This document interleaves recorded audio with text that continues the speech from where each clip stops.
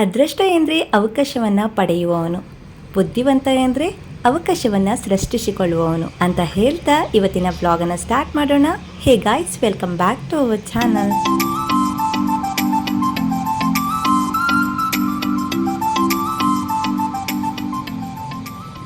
It's Sunday morning. ಮಕ್ಕಳಿಗೆ ರಜೆ ಇರೋದ್ರಿಂದ ಇವತ್ತು ನಾನು ನೂಡಲ್ಸ್ ಮಾಡ್ತಾ ಇದ್ದೀನಿ. ಇದು ಬಂದು ಹೋಲ್ ವೀಟಾ ನೂಡಲ್ಸ್. ತುಂಬ ಈಸಿಯಾಗಿ ಮಾಡ್ಬೋದು, ಟೇಸ್ಟಿ ಕೂಡ ಅಷ್ಟೇ, ತುಂಬ ಚೆನ್ನಾಗಿತ್ತು. ಮೊದಲಿಗೆ ನಾನು ನೂಡಲ್ಸನ್ನು ಬಾಯ್ಲ್ ಮಾಡಿಕೊಂಡೆ. ಹಾಗೆ ಇವಾಗ ಒಗ್ಗರಣೆಗೆ ಶುಂಠಿ, ಈರುಳ್ಳಿ, ಕ್ಯಾರೆಟ್ ಹಾಗೆ ಕ್ಯಾಪ್ಸಿಕಮನ್ನು ಹಾಕಿ ಚೆನ್ನಾಗಿ ಫ್ರೈ ಮಾಡಿಕೊಂಡೆ. ವೆಜಿಟೇಬಲ್ ತಿಂದೇ ಇರೋ ಮಕ್ಕಳು ಈ ರೀತಿ ಮಾಡಿಕೊಟ್ಟಾಗ ವೆಜಿಟೇಬಲ್ ಕೂಡ ತಿಂತಾರೆ. ಸೊ ಅದ್ರ ಜೊತೆ ಸ್ವಲ್ಪ ಮಾತಾಡ್ತಾ ಹಾಗೆ ನಾನಿಲ್ಲಿ ಸೋಯಾ ಸಾಸನ್ನು ಹಾಕ್ಕೊಂಡೆ, ಸ್ವಲ್ಪ ವೆನಿಗರ್ ಕೂಡ ಹಾಕ್ಕೊಂಡೆ. ಮಕ್ಕಳಿಗೆ ಇಷ್ಟ ಅಂತ ಹೇಳಿ ಟೊಮೆಟೊ ಕೆಚಪ್ಪನ್ನು ಸ್ವಲ್ಪ ಜಾಸ್ತಿನೇ ಹಾಕ್ಕೊಂಡೆ. ಇವಿಷ್ಟನ್ನು ಮಿಕ್ಸ್ ಮಾಡ್ತಾ ಇವಾಗ ಬಾಯ್ಲ್ ಮಾಡ್ಕೊಂಡಿರುವಂತಹ ನೂಡಲ್ಸನ್ನು ಕೂಡ ಹಾಕ್ಕೊಂಡು ಮಿಕ್ಸ್ ಮಾಡಿಕೊಂಡೆ. ತುಂಬಾ ಟೇಸ್ಟಿಯಾಗಿ ಬಂದಿತ್ತು. ಸೊ ಮಕ್ಕಳಿಗಂತೂ ತುಂಬ ಇಷ್ಟ ಆಯಿತು. ಫೈನಲಿ ಸ್ವಲ್ಪ ಖಾರಕ್ಕೆ ನಾನಿಲ್ಲಿ ಪೆಪ್ಪರ್ ಪೌಡರ್ ಕೂಡ ಹಾಕ್ಕೊಂಡೆ. ನೂಡಲ್ಸ್ ಕೂಡ ರೆಡಿ ಆಯಿತು. ಸೊ ಬನ್ನಿ ಬ್ಲಾಗನ್ನು ಮತ್ತೆ ಕಂಟಿನ್ಯೂ ಮಾಡೋಣ.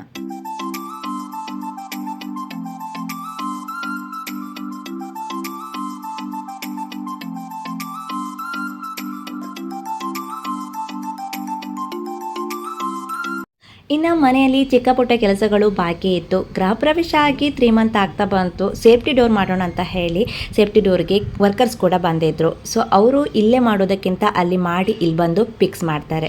ಸೊ ಅವಾಗವಾಗ ಬಂದು ತೊಂದರೆ ಕೂಡ ಕೊಡ್ತಾರೆ ಅಂತ ಹೇಳ್ಬೋದು. ಸೊ ಇವಾಗ ಅದನ್ನು ಮಾಡ್ತಾ ಇದ್ರು. ಜೊತೆಗೆ ಈ ಕಡೆ ನಾನು ಅಡುಗೆ ಕೂಡ ಸ್ಟಾರ್ಟ್ ಮಾಡ್ಕೋಬೇಕು. ಮಕ್ಕಳು ಕೂಡ ಮನೆಯಲ್ಲಿರೋದ್ರಿಂದ ಏನಾದರೂ ಮಾಡ್ತಾನೆ ಇರಬೇಕಾಗತ್ತೆ. ಸೊ ಹಾಗೆ ನಾನಿಲ್ಲಿ ಕಿಚನಲ್ಲಿ ಸ್ಟೋರೇಜ್ಗೆ ಅಂತ ಒಂದು ಬಾಕ್ಸ್ ಕೂಡ ಮಾಡಿಕೊಂಡೆ. ಸೊ ವರ್ಕರ್ಸ್ ಆ ಕಡೆ ಕೆಲಸ ಮಾಡ್ತಿರ್ಬೇಕಾದ್ರೆ ಈ ಕಡೆ ನಾನು ಅಡುಗೆ ಕೂಡ ಮಾಡ್ಕೊಳ್ತಾ ಇದ್ದೀನಿ. ಸೊ ಇವತ್ತಿನ ಅಡುಗೆ ಬಂದು ಈಗಾಗಲೇ ನಾನು ಮೊಳಕೆ ಬರೆಸಿರುವಂತಹ ಕಾಳುಗಳನ್ನು ಫ್ರಿಜ್ಜಲ್ಲಿ ಸ್ಟೋರ್ ಮಾಡಿ ಇಟ್ಕೊಳ್ತೀನಿ. ಅದರಲ್ಲಿ ಸ್ವಲ್ಪ ಕಾಳುಗಳನ್ನು ಕುಕ್ಕರಲ್ಲಿ ಬೇಯಿಸ್ಕೊಳ್ತೀನಿ. ಸೊ ಇವಾಗ ವೆಜಿಟೇಬಲ್ ಸಾಂಬಾರು ಮಾಡಲಿಕ್ಕೆ ನಾನು ಇದನ್ನು ಉಪಯೋಗಿಸ್ತಾ ಇರೋದು. ತುಂಬಾ ಚೆನ್ನಾಗಿರುತ್ತೆ. ಮೊದಲಿಗೆ ನಾನು ಇದನ್ನು ರಾತ್ರಿ ನೆನೆಸಿಟ್ಟು ಬೆಳಿಗ್ಗೆ ಅದನ್ನು ಬಟ್ಟೆಯಲ್ಲಿ ಕಟ್ಟಿರ್ತೀನಿ. ರಾತ್ರಿ ಅದು ಮೊಳಕೆ ಬಂದಿರುತ್ತೆ. ಸೊ ಫ್ರಿಜ್ಜಲ್ಲಿ ಸ್ಟೋರ್ ಮಾಡಿಕೊಂಡು ಅವಾಗವಾಗ ಸಾಂಬಾರು ಮಾಡಬೇಕಾದ್ರೆ ಅದನ್ನು ಹಾಕಿದರೆ ತುಂಬ ಟೇಸ್ಟಿಯಾಗಿ ಬರುತ್ತೆ. ಸೊ ಹಾಗೆ ನಾನಿಲ್ಲಿ ವೆಜಿಟೇಬಲ್ ಕೂಡ ತರಿಸಿ ಇಟ್ಕೊಂಡಿದ್ದೆ. ಸೊ ಹಾಗಾಗಿ ವೀಕೆಂಡ್ ಆಗಿರೋದ್ರಿಂದ ವೆಜಿಟೇಬಲ್ ಖಾಲಿ ಆಗಿತ್ತು. ಸೊ ಹಾಗಾಗಿ ನಾನಿಲ್ಲಿ ಆನ್ಲೈನಲ್ಲಿ ತರಿಸ್ಕೊಂಡೆ. ಸೊ ಹೀರೆಕಾಯಿ ಇರ್ಬೋದು, ಸೋರೆಕಾಯಿ ಇರ್ಬೋದು, ಅದಕ್ಕೆಲ್ಲ ಮೊಳಕೆ ಕಟ್ಟಿದ ಕಾಳುಗಳನ್ನು ಹಾಕಿ ಸಾಂಬಾರು ಮಾಡೋದ್ರಿಂದ ಟೇಸ್ಟ್ ಅಂತೂ ತುಂಬ ಚೆನ್ನಾಗಿರುತ್ತೆ. ಸೊ ವೆಜಿಟೇಬಲನ್ನು ಇವಾಗ ಕಟ್ ಮಾಡಿಕೊಂಡು ರೆಡಿ ಮಾಡಿಕೊಂಡು ಸಾಂಬಾರನ್ನು ಮಾಡ್ಕೋತೀನಿ.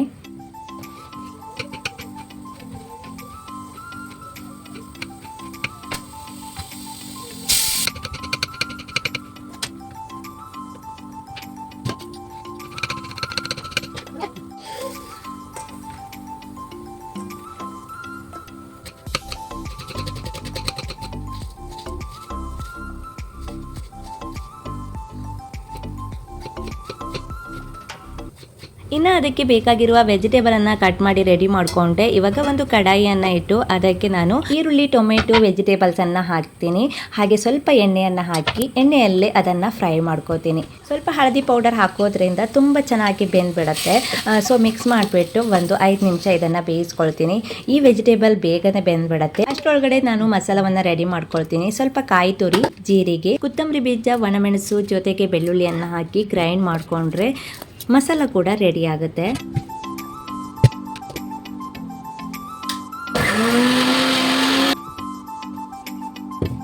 ಇನ್ನೊಂದು ಕಡೆ ವೆಜಿಟೇಬಲ್ ಕೂಡ ಬೇಯ್ತಾ ಬರ್ತಿದ್ದಾಗೆ ರುಚಿಗೆ ತಕ್ಕಷ್ಟು ಉಪ್ಪನ್ನು ಕೂಡ ಸೇರಿಸ್ತೀನಿ. ಹಾಗೆ ಆವಾಗಲೇ ಬಾಯ್ಲ್ ಮಾಡ್ಕೊಂಡಿರುವಂತಹ ಮೊಳಕೆ ಬರೆಸಿದ ಕಾಳುಗಳನ್ನು ಮಾತ್ರ ಇದಕ್ಕೆ ಹಾಕ್ಕೊಳ್ತೀನಿ. ಅದರಲ್ಲಿರುವಂತಹ ನೀರನ್ನು ನೆಕ್ಸ್ಟ್ ನಾನು ಹಾಕ್ಕೊಳ್ತೀನಿ. ಅಂದರೆ ಇವಾಗ ಮಸಾಲ ಹಾಕ್ಕೊಳ್ತೀನಲ್ಲ, ಮಸಾಲಗಳನ್ನೆಲ್ಲ ಕ್ಲೀನ್ ಮಾಡಿ ಅದಕ್ಕೆ ಹಾಕ್ಕೊಳ್ತೀನಿ. ಜಾಸ್ತಿ ನೀರಾದರೂ ಕೂಡ ಅಷ್ಟು ಚೆನ್ನಾಗಿರೋದಿಲ್ಲ. ಹಾಗಾಗಿ ಸೊ ಇವಿಷ್ಟನ್ನು ಮಿಕ್ಸ್ ಮಾಡಿ ಕೊನೆಗೆ ನಾನಿಲ್ಲಿ ಕೊತ್ತಂಬರಿ ಸೊಪ್ಪು ಕೂಡ ಹಾಕ್ಕೊಳ್ಬೋದು. ನಾನಿಲ್ಲಿ ಯಾವಾಗಲೂ ಕಸೂರಿ ಮೆಥಿಯನ್ನು ಯೂಸ್ ಮಾಡ್ತೀನಿ. ಟೇಸ್ಟ್ ತುಂಬಾ ಚೆನ್ನಾಗಿರುತ್ತೆ. ಸೊ ಇವಿಷ್ಟನ್ನು ಮಿಕ್ಸ್ ಮಾಡಿ ಒಂದು ಕಡೆ ಬಾಯ್ಲ್ ಮಾಡಲಿಕ್ಕೆ ಹಾಕ್ತೀನಿ. ಇನ್ನೊಂದು ಕಡೆ ನಾನಿಲ್ಲಿ ಪಲ್ಯಕ್ಕೆ ಹಾಗಲಕಾಯಿ ಪಲ್ಯ ಮಾಡ್ತಾ ಇದ್ದೀನಿ. ತುಂಬಾ ಟೇಸ್ಟಿಯಾಗಿ ಬರುತ್ತೆ. ಇದನ್ನು ನೀವು ಟ್ರೈ ಮಾಡಲೇಬೇಕು. ಮೊದಲಿಗೆ ಹಾಗಲಕಾಯಿ ಮೇಲ್ಗಡೆ ಇರುವಂತಹ ಮುಳ್ಳನ್ನೆಲ್ಲ ತೆಗೆದುಬಿಟ್ಟು ನಂತರ ನಾನು ಅದನ್ನು ಪೇಸ್ಟ್ ಮಾಡಿಕೊಂಡು ಅದರೊಳಗಡೆ ಇರುವಂತಹ ಬೀಜವನ್ನು ತೆಗೆದುಕೊಳ್ಬೇಕು. ಬೀಜವನ್ನು ತೆಗೆದ ಮೇಲೆ ಚೆನ್ನಾಗಿ ಅದನ್ನು ವಾಶ್ ಮಾಡ್ಕೊಂಡು ಬಂದು ಚಿಕ್ಕದಾಗಿ ಹಚ್ಕೋಬೇಕು. ಯಾವ ರೀತಿಯಾಗಿ ಅಂತ ಹೇಳಿದರೆ ಈ ರೀತಿಯಾಗಿ ಚಿಕ್ಕದಾಗಿ ಹಚ್ಕೊಂಡ್ರೇ ತುಂಬ ಚೆನ್ನಾಗಿ ಬರುತ್ತೆ.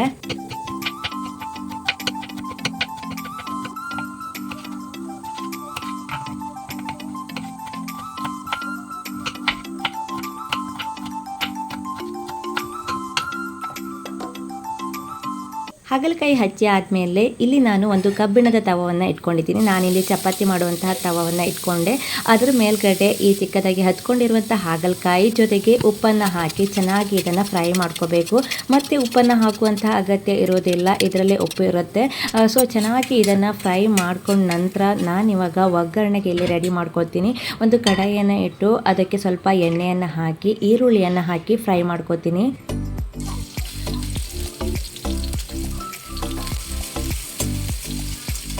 ಈರುಳ್ಳಿ ಚೆನ್ನಾಗಿ ಫ್ರೈ ಆಗ್ತಿದ್ದಾಗಿ ಟೊಮೆಟೊ ಮತ್ತು ಕೊತ್ತಂಬರಿ ಸೊಪ್ಪನ್ನು ಕೂಡ ಹಾಕಿ ಫ್ರೈ ಮಾಡ್ಕೋತೀನಿ.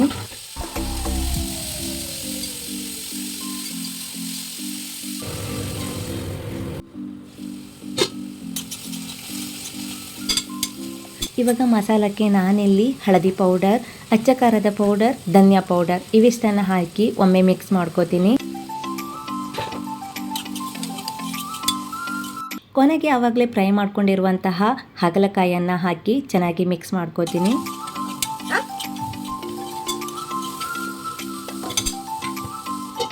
ಫೈನಲಿ ಇದಕ್ಕೆ ಕೊನೆಗೆ ಹುರಿದಿರುವಂತಹ ಶೇಂಗವನ್ನು ಪೌಡರ್ ಮಾಡಿ ಹಾಕಿ 1-2 ನಿಮಿಷ ಹಾಗೆಯೇ ಬಾಯ್ಲ್ ಮಾಡಿಕೊಂಡು ನೆಕ್ಸ್ಟ್ ನಾವು ಸರ್ವ್ ಮಾಡಿದರೆ ತುಂಬಾ ಟೇಸ್ಟಿಯಾಗಿ ಬರುತ್ತೆ.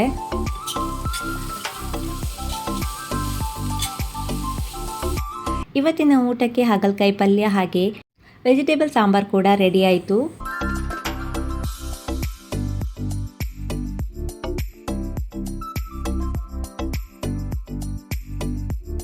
ಇವತ್ತು ಸಂಡೇ ಆಗಿರೋದ್ರಿಂದ ಈವ್ನಿಂಗ್ ನಾನು ಅದ್ವಿನ್ನ ಕಟಿಂಗ್ ಮಾಡಿಸ್ಕೊಂಡು ಹೋಗೋಣ ಅಂತ ಬಂದೆ. ಈ ವೀಕಲ್ಲಿ ಅದ್ವಿನ್ ಬರ್ಡೇ ಕೂಡ ಇತ್ತು, ಹಾಗೆ ವೀಕ್ ಫುಲ್ಲು ಎಕ್ಸಾಮ್ ಕೂಡ ಇತ್ತು. ಸೊ ಹಾಗೆ ಇವತ್ತೇ ಕಟಿಂಗ್ ಮಾಡೋಣ ಅಂತ ಬಂದೆ. ಹಾಗೆ ಇವತ್ತಿನ ಈ ವ್ಲಾಗನ್ನು ಕೂಡ ಇಲ್ಲಿಗೆ ಎಂಡ್ ಮಾಡ್ತೀನಿ. ಇವತ್ತಿನ ಈ ವಿಡಿಯೋ ನಿಮ್ಗೆ ಏನಾದರೂ ಇಷ್ಟವಾದರೆ ಪ್ಲೀಸ್ ಲೈಕ್ ಮಾಡಿ ಹಾಗೆ ಸಬ್ಸ್ಕ್ರೈಬ್ ಮಾಡ್ಕೊಳ್ಳಿ ಅಂತ ಹೇಳ್ತಾ bye bye. Thanks for watching.